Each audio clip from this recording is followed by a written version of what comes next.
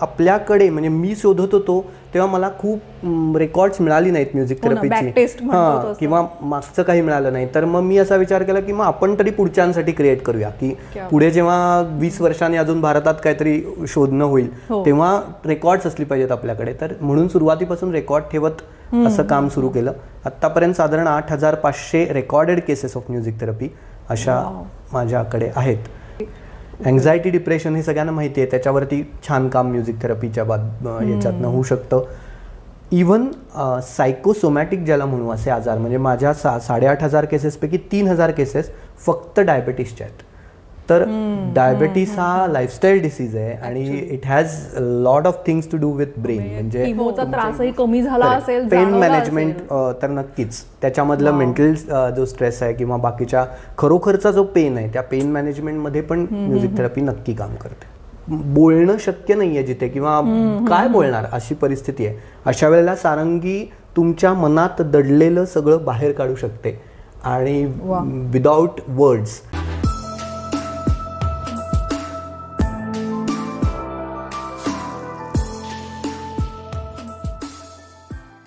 जितकं आयुष्य फास्ट तितके जास्त त्रास, असं झालंय आपल्या आयुष्याचं.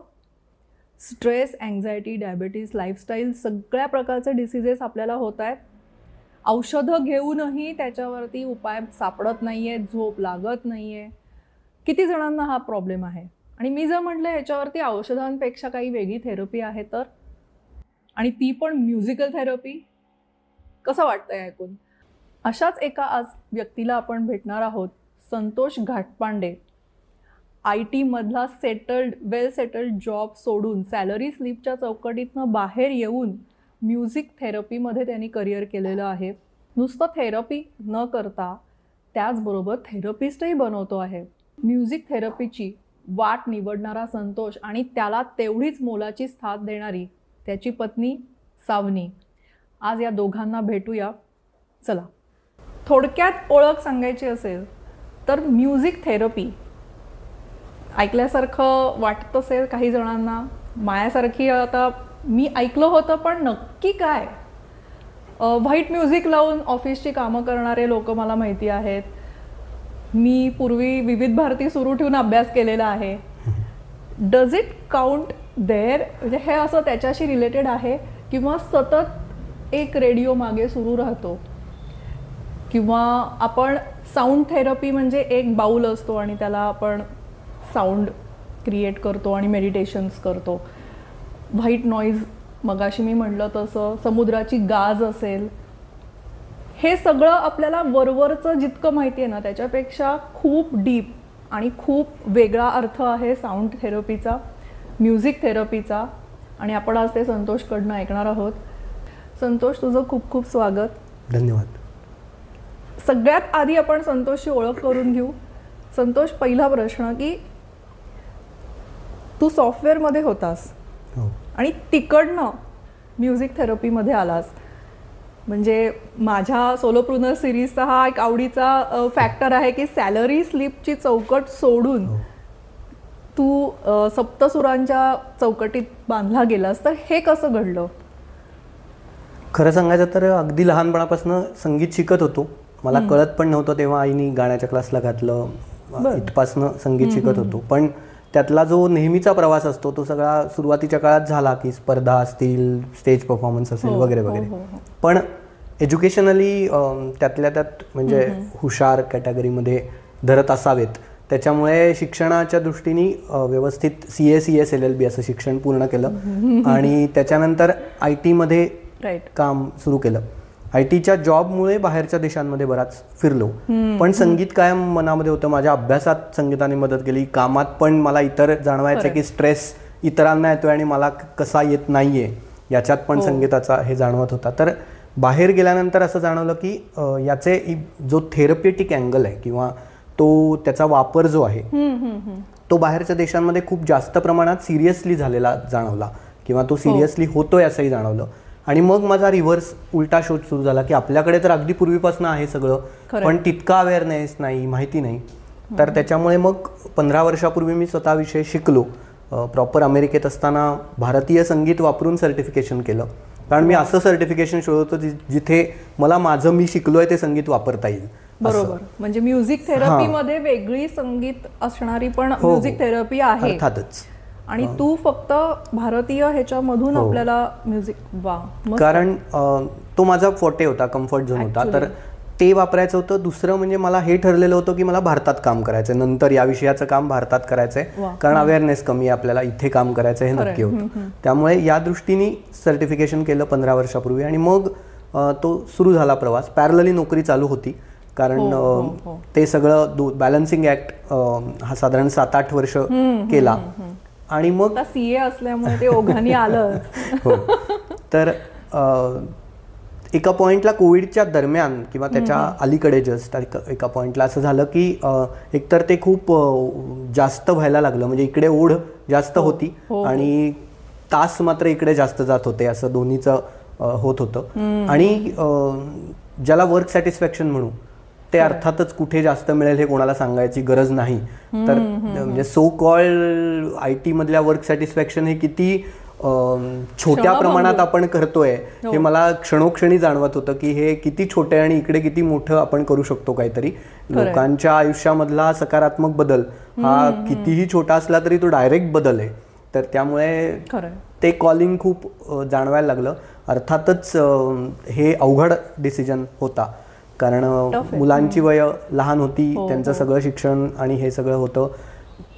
फॉर्च्युनेटली बायको संगीत क्षेत्रातली असल्यामुळे म्हणजे आमच्या दोघांच्या लग्नाची अट अशी होती की एकमेकांना संगीताची आवड पाहिजे. तर ही एकमेव अट होती, बाकी काही नसलं तरी चालेल, गुण नाही जुळले तरी चालतील, सूर जुळले पाहिजेत अर्थातच. तर ते तिच्याकडूनही असल्यामुळे ती हे समजू शकली की मी काय असं म्हणतोय की मला हे सोडून हे करायचं, हे का म्हणतोय हे समजू शकलं. आणि मग त्या घरचा फ्रंटवर जर शांतता असेल तर मग आपण छान करू शकतो सगळं. तर त्यामुळे तो माझा शेवटचा किंवा सेकंड लास्ट क्वेश्चन असतो की फॅमिली सपोर्ट कसा आहे. तर त्यांनी आधीच सांगितलं आणि त्याच्या बायकोचं नाव सावनी आहे, तर सा आणि नी म्हणजे 2 स्वर आधीच तिच्या नावामध्ये आहेच. बरोबर. त्यामुळे तो शिफ्ट त्यावेळेला करता आला. आणि मी एज्युकेशन माझं फायनान्शियल्स असल्यामुळे कॅल्क्युलेटेड रिस्क म्हणू आपण त्याला, तर तो करत करत हा शिफ्ट करता आला. आणि खरोखरच म्हणजे मला ते केल्यानंतर एकही क्षण असा नाहीये की मला पश्चाताप होतोय किंवा मला परत ITची आठवण येते, असं अजिबात होत नाहीये. खरंय खरंय. संतोष, हे ऐकायला खूप छान वाटतंय, म्युझिक थेरपी आणि तुझं शिफ्ट फ्रॉम जॉब टू हे. पण मला ह्या म्युझिक थेरपीबद्दल जास्त जाणून घ्यायला आवडेल की ह्याचं ओरिजिन किंवा ह्याचा सायंटिफिक वापर, म्हणजे तू जे शिकलास त्याचं थोडंसं आम्हाला किंवा दर्शकांना सांगशील. म्युझिक थेरपी म्हणजे संगीताचा सकारात्मक बदलांसाठी वापर, म्हणजे पॉझिटिव्ह चेंज हा खरं तर त्याचा हेतू आहे. Music is a medium in the therapy. जसं थेरपीजमध्ये वेगवेगळे मीडियम आहेत तसं इथे म्युझिक थेरपीमध्ये म्युझिक हे मीडियम आहे. अल्टिमेट गोल म्युझिक नाही आहे, ultimate goal is the positive transformation. तर आता आपण गाणी ऐकतो, सगळेजण वेगवेगळ्या पद्धतीने ऐकतात. आपण पूर्वी रेडिओ ऐकायचे तासन तास, आता प्लेलिस्ट ऐकतो आपण वेगवेगळ्या ठिकाणचे. तर ते ऐकताना बाय फ्लूक कधीतरी मूड चेंज होतो किंवा म्हणजे एखाद्या गाण्याने एखाद्या वेळेला असं वाटलं आणि मला छान वाटलं, but there is no guarantee की मला तेच गाणं दुसऱ्या कुठल्या तरी वेळेला तसाच चेंज मला देईल, ह्याची गॅरंटी नाही आहे. There is no scientific reason किंवा त्याच्या मागे.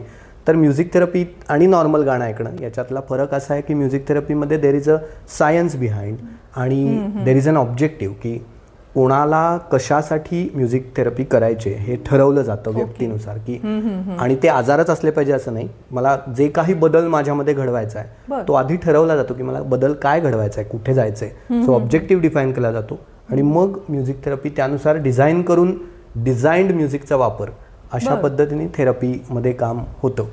आणि मग कन्सिस्टंटली ते करणं, डिझाईनमध्ये वेगवेगळ्या इन्स्ट्रुमेंट्सचा वापर करणं किंवा व्होकल आणि इन्स्ट्रुमेंटलचं मिक्स कसं वापरायचं वगैरे वगैरे अनेक गोष्टी त्याच्यामध्ये येतात. म्युझिक आणि ब्रेन याचं जे इंटरॅक्शन आहे याच्यावरती खूप संशोधन झालेलं आहे.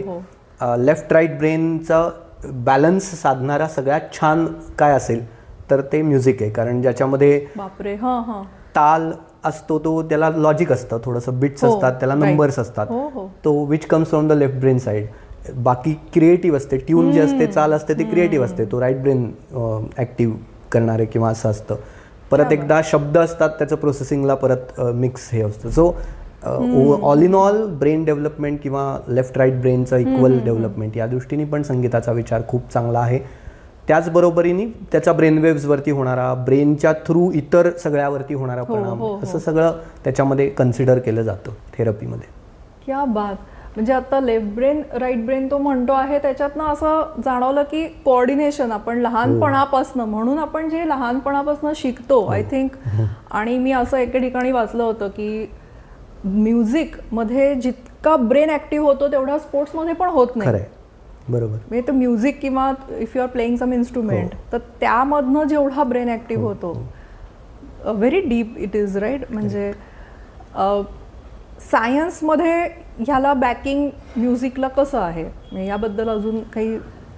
आता टेक्नॉलॉजी भरपूर काय काय मेजर करू शकते. म्हणजे FMRI सारखी टेक्नॉलॉजी आहे ज्याच्यामध्ये ब्रेन स्कॅन करून म्युझिक चालू असताना काय घडतं ब्रेनमध्ये, किंवा तुम्ही इन्स्ट्रुमेंट प्ले करताय तेव्हा काय घडतं, तुम्ही गाता तेव्हा काय घडतं, असं सगळे स्टडीज वेगवेगळे केले गेले. आणि त्याच्यातनं खूप चांगली माहिती किंवा त्यातनं आपल्याला इन्फरन्सेस खूप चांगले मिळालेत की जे प्रूव्ह करतात की म्युझिक आणि ब्रेनचा असोसिएशन खूप डीप आहे.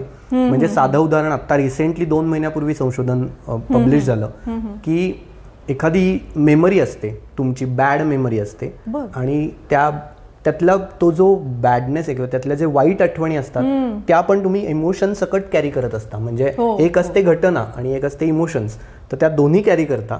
आता असं त्यांनी प्रयोगांती सिद्ध केलं की तीच घटना तुम्ही चांगल्या म्युझिक आत्ता लावून 2-3 वेळा जर म्युझिक चांगलं लावलेलं असेल आणि तेव्हा तुम्ही ती घटना आठवलीत, तर over a period of time त्यातला जो इमोशनल भाग आहे, त्यातला जो वाईट इमोशन्स आहेत ते तुमचा ब्रेन विसरतो आणि फक्त घटना लक्षात राहते. म्हणजे त्या मागच्या मेमरीतली तुमचे वाईट हे निघून जातात आणि ती मेमरी घटना म्हणून राहते तुमच्या ब्रेनमध्ये. आणि हे जर का आपण कन्सिस्टंटली काही घटनांच्या बाबतीत केलं तर किती चांगलं हॅपी या पद्धतीचं आयुष्य होऊ शकेल. रिअली म्हणजे पास्ट रिग्रेट्स इतके लोक ती बर्डन्स किंवा ती ओझी घेऊन लोक पुढे पुढे जात असतात, म्हणजे कमाल. मला एक अजून प्रश्न विचारायचा आहे संतोष, की एखादा ट्रिगर असतो, आपण एखादा डिसिजन घेतो, तू मगाशी म्हणला मी कॅल्क्युलेटेड रिस्क घेतली, पण म्युझिक हा विषय घेऊन सुद्धा तू काहीतरी अजून वेगवेगळे ॲव्हेन्यूज ट्राय केलेच असते if you wanted to escape from the IT or salary slip. पण मग म्युझिक थेरपी करू असंच का वाटलं, आणि was there any trigger, specific trigger for that? Actually मी IT मध्ये असताना मेंटर असा प्रोग्राम होता आमच्या ह्याच्यामध्ये, आणि जे माझे मेंटर होते त्यांच्या डिस्कशन्समधनं आणि काही सायकोलॉजिकल स्टडी ते आमच्या कंपनीमध्ये केले जायचे वगैरे. तर ह्याच्यातनं असं म्हणजे जरी मी एन्जॉय करत होतो किंवा मी ठीक करत होतो, काम ओके होतं, माझे सगळे रेटिंग छान होते, ते सुद्धा त्यातनं असं कुठेतरी रिव्हील झालं एका पॉईंटला की I am misfit in IT. आणि मग मिसफिट इन IT, तर मग मी काय केलं पाहिजे, म्हणजे माझ्यासाठी काय योग्य आहे. तर तेव्हा त्यांनी म्युझिक थेरपी वगैरे असं काही म्हणलं नाही, पण त्यांनी 3 पॉईंट सांगितले की जे पॉईंट जिथे एकत्र येतील ते काम तुझ्यासाठी सगळ्यात जास्त चांगलं असेल. एक होतं म्युझिक अर्थातच, दुसरं होतं की ज्याच्यातनं लोकांना काहीतरी मिळेल, लोकांना डायरेक्ट काहीतरी बदल घडेल लोकांच्या बाबतीत, पीपल सेंट्रिक या पद्धतीचं काहीतरी, आणि पॉझिटिव्ह हे. आणि तिसरा गोष्ट होती ती म्हणजे टीचिंग किंवा ट्रेनिंग, लोकांना काहीतरी शिकवणं. तर असे पॉइंटर्स होते जे रॅन्डम होते. तेव्हा माझ्यासाठी हे काही जोडणं शक्य नव्हतं. पण मग जेव्हा मी विचार सुरू केला की हे काय असेल की जे या तिन्ही पद्धतीला जोडू शकेल, आणि मग माझ्या मुलाचा जन्म झाला अमेरिकेत आम्ही असताना, म्हणजे लहान होता तो. आणि मग तिथे जेव्हा मी बाळांवरती म्युझिकचा होणारा सायंटिफिक अप्रोच त्यांचा बघितला, माझ्या घरात बाळ होतं, माझं संगीत होतं, पण ते त्यांच्या बाळांसाठी काहीतरी वेगळं करत होते, आणि मला हे माहिती नव्हतं. वॉज अ ट्रिगर की मी संगीत म्युझिकल आहे, मला एवढं आपण म्हणतो की सगळं आपल्याकडे कल्चर आहे, हिस्ट्री वगैरे, पण मग मी सायंटिफिकली आत्ता काही करू शकत नाहीये माझ्या बाळासाठी. मी आपलं रॅन्डम मला जे वाटतंय ते मी आणि आई त्याची ऐकवतोय असं होतंय. तर मग ते मला सगळ्यात जास्त जाणवायला लागलं की मग मला जर हे कळतंय तर मला हे कळायलाच पाहिजे की यातलं सायंटिफिक काय मी करू शकतो असं. मस्त संतोष, ऐकून छान वाटलं. म्हणजे आपण गर्भसंस्कार म्हणतो किंवा मंत्र असतात लहानपणापासून, आपण रामरक्षा भीमरूपी, आणि मला आठवतं आपण असं एका तालात सगळे म्हणायचे. म्हणजे पुण्यात म्हणो, मुंबईत म्हणो, अमेरिकेत म्हणो, रामरक्षेला तो जो ठेका आहे किंवा भीमरूपी ज्या ह्याच्यात तशीच म्हटली जाते. किंवा गर्भसंस्काराच्या पण कॅसेट्स तर म्हणजे किती पॉप्युलर आहेत ते माहितीच आहे. मग तू तसे पण म्युझिक थेरपीज करतोस, म्हणजे right from babies to old age, अशी एवढी मोठा स्पेक्ट्रम आहे. मी लहान म्हणजे प्रीनेटल ज्याला म्हणू, गर्भसंस्कार या विषयात, तर पुढे जाऊन नंतर मी भारतामधल्या एका युनिव्हर्सिटी बरोबर सध्या काम करतो, चिल्ड्रन युनिव्हर्सिटी, जी स्पेशलाइज्ड युनिव्हर्सिटी आहे, फक्त प्रीनेटल विषयात रिसर्च करते. ती आपल्याला असं वाटतं की अशा युनिव्हर्सिटीज बाहेर आहेत, पण आपल्याकडे गुजरातमध्ये युनिव्हर्सिटी आहे की जी फक्त गर्भसंस्कार या विषयात काम करते. 36,000 महिलांचा तिथे डेटा आहे प्रेग्नंट वुमनचा, आणि त्याच्यावरती रिसर्च आणि असं काम चालतं. तर अगदी तिथपासनं ते सिनियर सिटीजनपर्यंतचा सगळी रेंज त्याच्यामध्ये मी करतो. क्या बात. आणि डेटा हा पॉईंट जेव्हा तू म्हणतोस, तर आपण जेव्हा बिफोर पॉडकास्ट आम्ही डिस्कशन करत होतो तेव्हा तू म्हणलास की तू पण खूप मोठा डेटा मेंटेन केलेला आहेस. सो म्हणजे किती आतापर्यंत तुझे हे झाले? हो, बेसिकली मी सुरुवातीपासून मला असं वाटलं की आपण जेव्हा सुरुवात करतोय तेव्हापासून कदाचित IT फील्डमध्ये असल्यामुळे डेटाचं महत्त्व जाणवलं होतं. तर तेही एक, आणि दुसरं आपल्याकडे म्हणजे मी शोधत होतो तेव्हा मला खूप रेकॉर्ड्स मिळाली नाहीत म्युझिक थेरपीची, किंवा मागचं काही मिळालं नाही. तर मग मी असा विचार केला की मग आपण तरी पुढच्यांसाठी क्रिएट करूया, की पुढे जेव्हा 20 वर्षांनी अजून भारतात काहीतरी शोधणं होईल तेव्हा रेकॉर्ड्स असली पाहिजेत आपल्याकडे. तर म्हणून सुरुवातीपासून रेकॉर्ड ठेवत असं काम सुरू केलं. आत्तापर्यंत साधारण 8,500 recorded cases of music therapy अशा माझ्याकडे आहेत. क्या बात. आणि एकूण आता किती वर्ष तू हे काम करतो आहेस, आणि आता मला त्या कामाचं एक्झॅक्ट स्वरूप पण सांगशील तर? जर शिकण्यापासूनचा कालावधी धरला, जेव्हा मी नोकरी पण करत होतो, तर आता साधारण याला 15 वर्ष झाली की जे हे काम करतो आहे याला. आणि पूर्ण वेळ म्हणू तर पूर्ण वेळ आता 4 वर्ष पूर्ण होतील. तर कामाचं स्वरूप असं आहे की याला 3 सेगमेंट्स केलेत म्युझिक थेरपी. अनाहत म्युझिक थेरपी ही जी ऑर्गनायझेशन फॉर्म केलंय त्याचे 3 सेगमेंट्स आहेत. एक आहे ट्रेनिंग, दुसरं आहे कन्सल्टिंग, आणि तिसरं आहे सर्व्हिसेस. तर ट्रेनिंगमध्ये मी म्युझिक थेरपी शिकवतो, कारण मला सुरुवातीला काम सुरू केल्यानंतर असं लक्षात आलं की मी किती पोचणार आहे. म्हणजे मी आयुष्यभर काम केलं तरी भारताची लोकसंख्या याच्या काही कमीत कमी % सुद्धा मी पोचणार नाही. तर त्याच्यामुळे माझ्यासारखे अनेक म्युझिक थेरपिस्ट तयार व्हायला पाहिजेत, आणि मग तो विषय आणखीन चांगला पोचेल. तर या दृष्टीने ट्रेनिंग मी देतो, म्युझिक थेरपिस्ट तयार करतो. दुसरं म्हणजे कन्सल्टिंग, ज्याच्यामध्ये केसेस करतो, ज्याला म्युझिक थेरपीची गरज असते त्यांना समजून घेऊन त्यांच्यासाठी म्युझिक थेरपी डिझाईन करून देतो. आणि सर्व्हिसेस म्हणजे वेगवेगळे प्रोग्राम्स घेतो, म्हणजे कॉर्पोरेटसाठी असतील, वेगवेगळ्या छोट्या छोट्या गॅदरिंगसाठी असतील, किंवा वयोगटांसाठी असतील, मुलांचे वर्कशॉप्स असतील, पॅरेंट्सचे असतील, किंवा सिनियर सिटीजनचे असतील, असे वेगवेगळे वर्कशॉप्स आणि कार्यक्रम असे घेतो. छान छान. हे ऐकून किती मस्त वाटतंय की अशा एका थेरपीमध्ये एवढं मोठं काम होतं आहे, आणि आज या पॉडकास्ट मार्फत आपण एवढ्या सगळ्या ऑडियन्सपर्यंतही पोहोचतो आहोत. सो आपण या ट्रेनिंगच्या लिंक्स असतील किंवा तुझ्या कन्सल्टेशनच्या लिंक्स असतील त्या डिस्क्रिप्शनमध्ये नक्कीच देऊया. एक असं विचारायचं होतं की इतका डेटा आहे आणि इतके वर्ष तुझं हे काम सुरू आहे, तुला असं जाणवलं असेल की माझी ही थेरपी ह्या पर्टिक्युलर गोष्टीसाठी जास्त उपयोगी आहे, किंवा ह्या लोकांनी अप्रोच व्हावं, they will benefit from it, तर मग असं काय सांगू शकशील? खरं सांगायचं तर 2-3 गोष्टी मला सांगायला आवडतील की ज्या कदाचित त्याच्यासाठी आपण विचार करत नाही थेरपीचा. असं त्यातली एक आहे की जी चेंजेस आहेत, म्हणजे त्याला आजार नाही म्हणत. आजार म्हणला तर आपण थेरपीचा विचार करतो, पण फॉर एक्झाम्पल मला आत्मविश्वास कमी पडतो, कॉन्फिडन्स कमी पडतोय कोणाला तरी, आणि मीटिंगला जायचंय तेव्हा कॉन्फिडन्स लागतोय, किंवा सगळं आहे माझ्याकडे पण कॉन्फिडेंटली मी बोलू नाही शकत आहे, कमी पडतो. तर कॉन्फिडन्स इम्प्रूव्हमेंट याच्यावरती पण म्युझिक थेरपी काम करते. दुसरा एरिया अँगर मॅनेजमेंट. तर गरज सगळ्यांना असते, सगळ्यांना दिसत असतं, पण त्याच्यावर आणि दुष्परिणाम पण जाणवत असतात, पण काम केलं जात नाही. तर त्याच्यावरती खूप छान काम म्युझिक थेरपीद्वारे होतं. किंवा कॉन्सन्ट्रेशन इम्प्रूव्हमेंट असेल, मेमरी इम्प्रूव्हमेंट असेल. आता मेमरी म्हटल्यानंतर खूप एकदम सिव्हिअर डिमेन्शिया किंवा यासारखं असेल त्याच्यावर काम होतं किंवा त्याच्यावर मेडिकेशन होतं. पण सुरुवात छोट्या छोट्या गोष्टीत नव्हते. म्हणजे कोणती तरी घरातली स्त्री फ्रीजचं दार उघडते आणि कशासाठी उघडलंय आठवत नसतं. तर या खोलीतनं त्या खोलीत गेल्यावर आठवतच नाही की आपण इकडे का आलो होतो आता असं. तर हे छोटेसे ट्रिगर्स असू शकतात की जिथे आपण जर त्यांना वेळीच कॅच केलं आणि आपल्यामध्ये काहीतरी छोटे छोटे बदल घडले किंवा म्युझिकली आपण काही बदल घडवू शकलो तर ते पुढे सिव्हिअर होण्यापूर्वी आपण त्यांना थांबवू शकतो. तर एक्झॅक्टली डिमेन्शिया होण्यापर्यंत वाट कशाला किंवा तिथपर्यंत जायचंच नाही. बरोबर. सो अर्ली एज मध्ये जर ही थेरपी म्हणा किंवा ह्या गोष्टी आपण आधीच आपल्या लाईफस्टाईल मध्ये आणल्या तर किती. अँझायटी, डिप्रेशन हे सगळ्यांना माहिती आहे, त्याच्यावरती छान काम म्युझिक थेरपीच्या याच्यातनं होऊ शकतं. इव्हन सायकोसोमॅटिक ज्याला म्हणू असे आजार, म्हणजे माझ्या 8,500 केसेसपैकी 3,000 केसेस फक्त डायबेटीसच्या आहेत. तर डायबेटीस हा लाईफस्टाईल डिसीज आहे आणि it has lot of things to do with brain. म्हणजे तुमच्या इमोशन्सवरती त्याचा खूप जास्त रोल आहे, इमोशन्सचा त्याच्यामध्ये.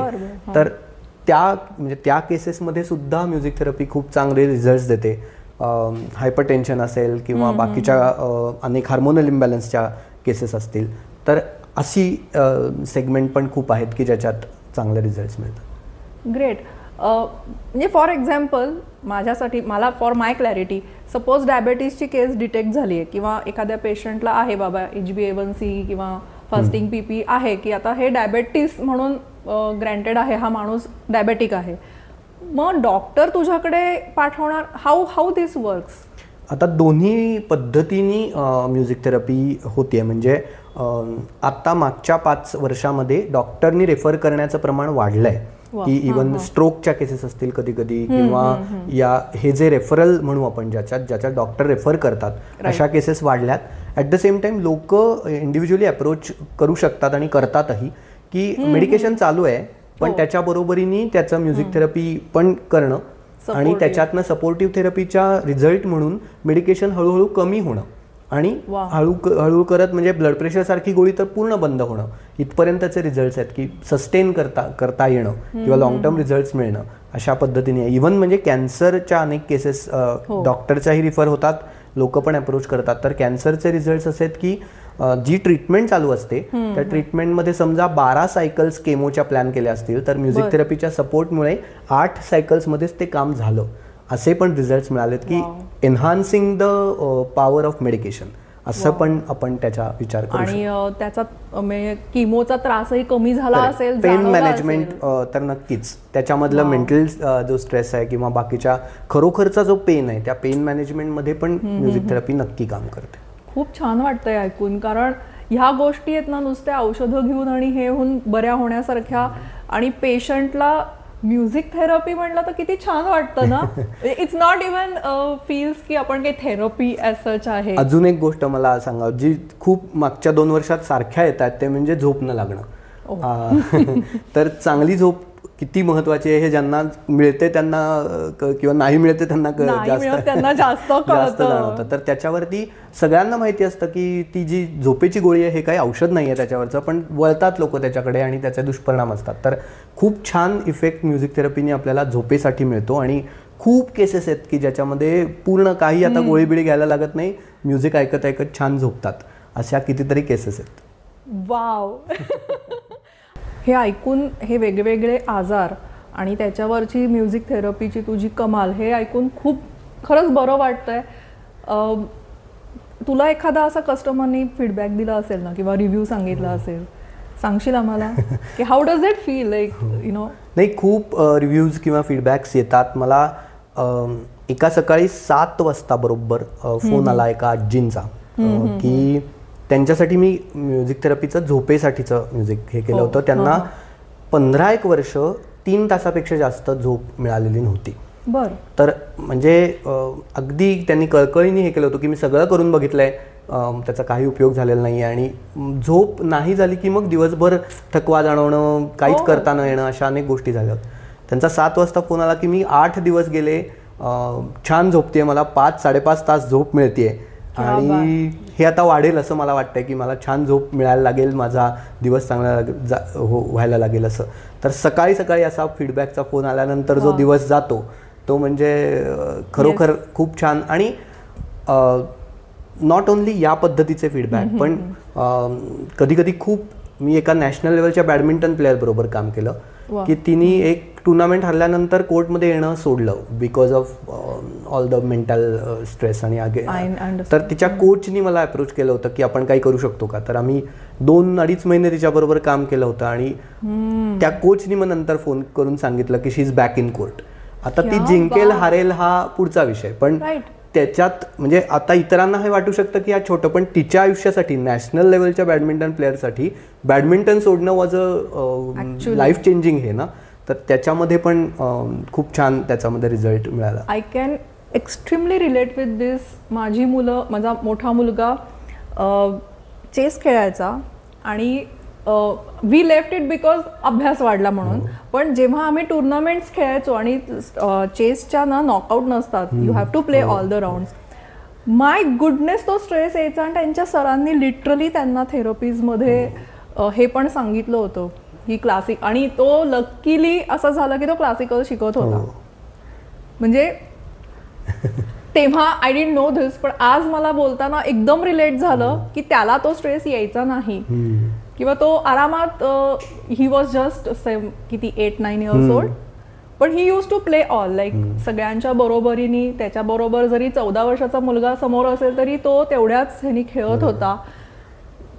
आत्ता मला एकदम ते कनेक्ट झालं कारण तो तेव्हा गाणं शिकायचा आणि चेस. आम्ही एखाद्याला जर तुझ्या बरोबर थेरपिस्ट म्हणून काम करायचं असेल, जसं मगाशी तू म्हणालास की तू थेरपिस्ट पण बनवणार आहेस, तर त्यासाठी काय काय रिक्वायरमेंट, म्हणजे आता लेमॅन क्वेश्चन आहे हा की गाणं यायला हवंय असा माणूसच पाहिजे. आता त्याचा पण डेटा सांगतो की आतापर्यंत साधारण 3200 जणांनी माझ्याकडे शिकलंय, कोर्स पूर्ण केलाय ऑल ओव्हर इंडिया. आणि त्यातली गमतीशीर डेटा सांगतो म्हणतोय कारण त्यातला 60% लोक हे अबाव 55 आहेत, ज्यांना मी माझे स्टुडंट्स म्हणतोय, पण ते सगळ्याचा एज हे आहे. कारण त्यांना म्युझिक तर आवडत आहे, पण म्युझिक आवडताना जो जॉब चालू होता त्याच्या रिटायरमेंट फेजमध्ये ते आले आणि मग लक्षात आलं की म्युझिक आवडतंय पण म्युझिकमध्ये काही करता आलं नाही. आता लोकांसाठी काहीतरी करायचं आहे समाजासाठी, कारण आता पैशासाठी करायचं आहे असं नाही आहे. तर ही जी परफेक्ट रिक्वायरमेंट आहे ही याच्यातनं म्युझिक थेरपी शिकल्यानंतर आता ते म्युझिकची आवडही सांभाळू शकतात आणि लोकांसाठी काम पण करू शकतात. तर बॅक टू द क्वेश्चन की कोणी करावं, तर ज्यांना म्युझिक आवडतंय त्यांनी आणि ज्यांना एम्पथी आहे, लोकांसाठी काहीतरी करण्याची इच्छा आहे, लोकांमध्ये सकारात्मक बदल घडवण्याची इच्छा आहे, एवढे 2च क्वालिफिकेशन्स मी म्हणतो की गरजेचं आहेत. गाणं अगदी गाता यायलाच पाहिजे अशी काही रिक्वायरमेंट, कारण हे मीडियम आहे त्याच्यामध्ये, तर ते मीडियम आपण वापरणं शिकू शकतो किंवा त्यातले बाकीचे बेसिक्स हे कोर्समध्ये शिकू शकतो. त्याच्यामुळे गाणं मनापासून आवडणं आणि लोकांसाठी काम करणं, एवढी 2च गोष्टी. मस्त मस्त. पॅशन प्रूनर पण बनू शकतील तुझ्या बरोबर लोक राहिले तर, आणि त्याचबरोबर इतरांनाही त्याचा उपयोग होईल असंही आपण काम करतो आहोत. रिअली आजचं कॉन्व्हर्सेशन खूपच मस्त आणि खूप पॉझिटिव्ह वाईब्स म्हणतो ना, आणि वाईब्स म्हणजे पण संगीताचाच एक हे आहे. खूप छान वाटलं. आपल्या पॉडकास्टमध्ये आपण फॅमिली सपोर्टबद्दल नेहमी विचारतो आणि त्यांनी मगाशी ते मेन्शन केलंच आहे की सावनी घाटपांडे ज्या आहेत त्यासुद्धा त्याच्याबरोबर तेवढ्याच इक्वली त्याच्या खांद्याला खांदा लावून ह्या म्युझिक थेरपीमध्ये आहेत. आपण त्यांच्याबरोबर पण थोड्याशा गप्पा मारूया आणि मग एक त्यांचं एक छोटा परफॉर्मन्स पण असेल. So stay tuned. आपल्या फ्रेममध्ये आत्ता आलेले आहेत Savani Ghatpande. Savani, welcome to our show. आणि फॅमिली सपोर्ट आणि आपण लग्न जुळण्याची अट मगाशी संतोषनी सांगितली होती, तर त्याच्या संदर्भामध्ये आपण हिला पण बोलवलेलं आहे आणि आपण एक त्यांच्याबद्दल एक छोटीशी तिच्याकडनं माहिती पण जाणून घेऊ. पण त्याच्या आधी मला एक संतोषला प्रश्न विचारायचा आहे. थेरपी आणि आजार या सगळ्याबद्दल आपण आता एवढं बोलत होतो, पण आता इन्स्ट्रुमेंट म्हणजे तू म्हणतोयस की थेरपी हे एक मीडियम आहे, मग त्या मीडियममध्ये व्होकल असेल किंवा काही असे स्पेसिफिक राग आहेत का किंवा काही स्पेसिफिक इन्स्ट्रुमेंट्स आहेत का की जी तू फ्रिक्वेंटली वापरतोस? मी सुरुवातीला सांगितलं जसं मी भारतीय संगीतावर आधारित थेरपी करतो देतो, तर त्याच्यामुळे इन्स्ट्रुमेंट आणि व्होकल या दोन्हीचा वापर होतो.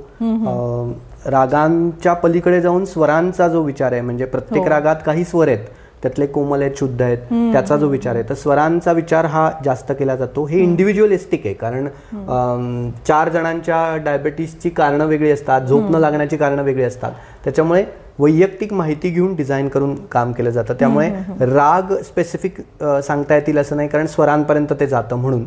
राईट. पण इन्स्ट्रुमेंट्स काही नक्की सांगता येतील की बासरीसारखं इन्स्ट्रुमेंट आहे, संतूर सारखं इन्स्ट्रुमेंट आहे, ज्याचा खूप छान इफेक्ट आपल्याला थेरपीमध्ये दिसतो. सतार आहे. इंटरेस्टिंगली 2 अजून वाद्यांचा मी नक्की सांगेन, व्हायोलिन आणि सारंगी. तर आत्ता जो एक्सप्रेशन आलं ते ॲव्हरेज इंडियनचं एक्सप्रेशन हेच आहे या वाद्याबद्दलचं, की थोडं उदास करून वाटणारं, सॅड कडे नेणारं. पण इंटरेस्टिंगली थेरपीमध्ये त्याचा इफेक्ट खूप छान आहे. या दोन्ही वाद्यांचा उपयोग खूप चांगला आहे. विशेषतः सारंगीच्या बाबतीमध्ये काही खूप ज्याला म्हणू सिव्हिअर अशा पद्धतीच्या निगेटिव्ह केसेस ज्याला म्हणू, तर याच्यामध्ये बोलणं शक्य नाही आहे जिथे, किंवा काय बोलणार अशी परिस्थिती आहे. अशा वेळेला सारंगी तुमच्या मनात दडलेलं सगळं बाहेर काढू शकते आणि विदाउट वर्ड्स ते इफेक्ट आपल्याला मिळतात आणि खूप छान त्याचा उपयोग थेरपीमध्ये होतो. मोकळं व्हायला होतो, आत दाटलेलं बाहेर पडायला होतो. तर त्यामुळे इन्स्ट्रुमेंट्सचा विचार नक्की खूपच चांगला आपल्याला करता येतो. सावनी, मला एक जाणून घ्यायला आवडेल की जी लग्नातली तू अट ठेवली होतीस तिथपासनं ह्यानी जॉब चेंज करेपर्यंत तुझी त्याला साथ होती, आणि हे ट्रान्झिशन करताना तुझा माइंडसेट काय होता? म्हणजे जेव्हा ह्यानी जॉब शिफ्ट करून आता आपण म्युझिक थेरपीकडे येऊ, आणि प्रेक्षकांना मला त्याच्या आधी, सॉरी टू इंटरप्ट यू, त्याच्या आधी एक सांगायचे प्रेक्षकांना की इक्वली ती सुद्धा थेरपीज आणि क्लासेस घेते आजपर्यंत. मोर दॅन 300 तिचे पण स्टुडंट्स झालेले आहेत. सो तिच्याकडून पण आपण जाणून घेऊया.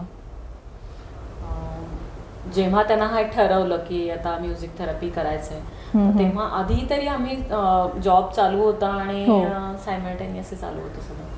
पण जेव्हा जॉब सोडायचा विचार केला तेव्हा मी थोडंसं हे झाले होते की कसं होणार आहे ते सगळं, कसं मॅनेज. नंतर मला कॉन्फिडन्स वाढत गेला. तर मस्त. दोघांची संगीताची आवड असण्याचा किती छान फायदा आहे की दोघं मिळून आता हा त्यांचा मोठा बिझनेस आहे. अनाहत त्याचं नाव आहे. संतोष, अनाहत शब्दाबद्दल सांगशील? अनाहतचा अर्थ ज्याला म्हणून मी त्या अर्थाच्या दृष्टीने खरं तर नाव ठेवलं की आपला स्वतःचा असलेला युनिक असलेला आतला आवाज, जो आपल्याला बाहेरून नाही ऐकू येत पण आपल्या आत सतत चालू असतो. काही जण त्या आवाजाला प्रतिसाद देतात, काही जण तो आवाज ऐकूच शकत नाहीत किंवा त्याला प्रतिसाद देऊ शकत नाहीत. पण प्रत्येकाने खरं तर तो शोधला पाहिजे. आपला आतला आवाज, अनाहत नाद आपला जो आहे स्वतःचा, तो शोधला पाहिजे. तर आणखीन आपला जे करतोय त्याला अर्थ मिळू शकेल. तर त्याच्यामुळे जे ऐकू येत नाही जो नाद, पण जो आपल्या आतमध्ये चालू आहे सतत, म्हणजे अनाहत. सुंदर सुंदर. इतकं छान एक्सप्लेनेशन आणि इतकं छान हे आहे. तर रॅपिड फायर एक करू आणि मग छोटासा त्यांचा एक परफॉर्मन्स पण आपण ऐकूया. आज मला रॅपिड फायरला मजा येणार आहे. आपल्याकडे ह्याच्या आधी पण कपल्स येऊन गेलेले आहेत आणि कावेरी असेल, कावेरी कौस्तुभ अभ्यंकर बीड इट युअर वेचे आहेत. त्यानंतर श्री आणि सौ साने, मी नेहमी म्हणते ऋषिकेश आणि सायली साने, त्यांनी पण धमाल केली होती. गोधडीचा त्यांचा व्यवसाय आहे.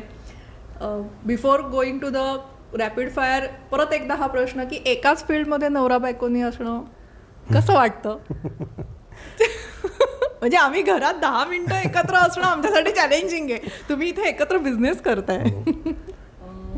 खरं तरी मला खूप आवडतं की त्या निमित्ताने बरोबर एकत्र असतो आम्ही नेहमीच, आणि शेअरिंग नेहमीच असतं. पण काही काही म्हणजे जे होत नाही, म्हणजे माहिती नसलेले पण जास्त कळतं असं मला वाटतं. एकमेकांच्या पर्सनॅलिटी बद्दल म्हणते. हो. आणि मला असं वाटतं की मला तो डिसिजन घेण्यासाठी मदत व्हायला एका फील्डमध्ये असणं ह्याची म्हणजे तिला त्याची जाणीव असण्याची खूप मदत झाली. आणि दुसरं आत्ता पण मला जे चॅलेंजेस येतात किंवा बिझनेस डेव्हलपमेंट म्हणू, ग्रोथ म्हणू किंवा अजून काही येतं, या सगळ्यातले चॅलेंजेस मी शेअर करू शकतो इमिजिएटली, कारण ते माहिती असतं की काय चालू आहे, कसं आहे. म्हणजे फील्डच माहिती नाही आहे तर मी चॅलेंजेस सांगून काय करू. तर मला नक्की हक्काचा माणूस असतं जिथे मी चॅलेंजेस पण शेअर करू शकतो. कधी कधी तो व्ह्यू पॉईंट मला उत्तरं पण मिळवून देतो की जो मी विचार केलेला नसतो. तर त्याच्यामुळे क्या बात, very nice. So let's move to rapid fire. तुमचा आवडीचा राग? हंसध्वनी. मालकंस. वा. इन्स्ट्रुमेंट आवडीचं? सारंगी. बासरी. ओके.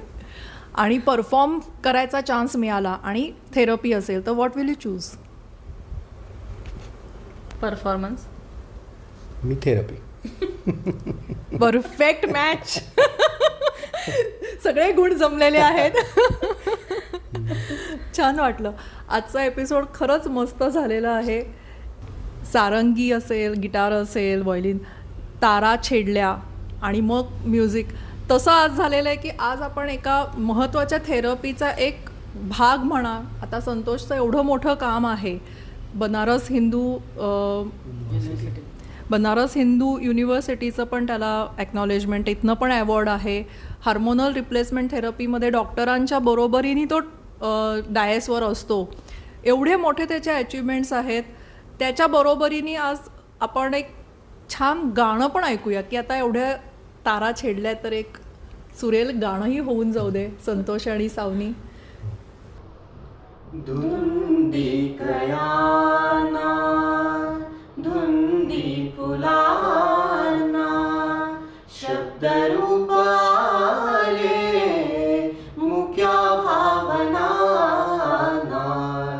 धुंदी कयाना धुंदी फुलाना चिरंजीव होई कथा मिलनाची तृषा वाढते तृप्तया लोचनाची युगांचे मिळावे रूप या क्षणाना शब्द रूपाले मुक्या भावना धुंदी कयाना धुंदी फुलाना. सोलोप्रुनर सिरीजचा हा एपिसोड खूप मस्त सुरेल झाला. आत्ता आपण यांचं गाणंसुद्धा ऐकलेलं आहे. परत मी आले फ्रेममध्ये. आपली ज्या व्यवसायामुळे जसं ह्यांनी त्याची पॅशन धरून ठेवली होती आणि आज तो थेरपीपर्यंत आला आहे, तसंच माझ्या या क्रोशेच्या बिझनेसमुळे मी किंवा माझी क्रोशाची पॅशन आहे त्यामुळे मी ह्या पॉडकास्टचा प्रवास करू शकले. आज मोर दॅन 45 एपिसोड्स आहेत व्हायब्रंट माइंड पॉडचे. वेगवेगळ्या क्षेत्रामधली वेगवेगळी अशी अनसंग हिरोज जे आहेत त्यांना आपण ह्या चॅनलवर फीचर करत असतो. माझ्या या व्हायब्रंट माइंड पॉडतर्फे सावनी आणि संतोषना मनापासून हे गिफ्ट. मस्त.